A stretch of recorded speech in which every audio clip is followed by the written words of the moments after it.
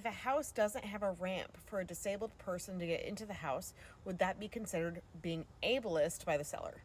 First off, that's not a foolish question. That's actually a very interesting question. So let's go into ADA laws.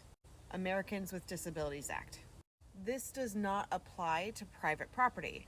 However, there are instances where it does apply, so let's talk about both. If a home is for sale or if it's not for sale, no, it's not ableist for them not to have a ramp because it's their own private residence. They don't have to accommodate anybody because if they don't need it, why should they have it? Then you have the middle ground where public events happen at private residences, such as open houses or fundraisers. It's considered lawful to make accommodations, but not having to put in the extra effort.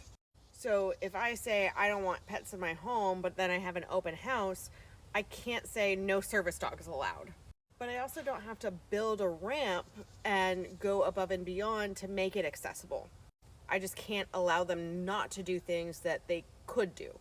So like, let's say there's no ramp, but the person in a wheelchair has helpers and they can bring up that person and the wheelchair. I couldn't say, no, you can't do that. But again, I don't physically have to build a ramp. Then you have offices that actually have to comply with ADA. But like my last office, it was an old building with just a really steep staircase. That business can't be held liable against ADA, but they can if they don't make any kind of accommodations. Like, okay, well, instead of meeting at this office, let's meet at this restaurant. So no, it's not ableist to not build something that helps them access. It'd only be ableist if you say, no, you can't do that, even if they could.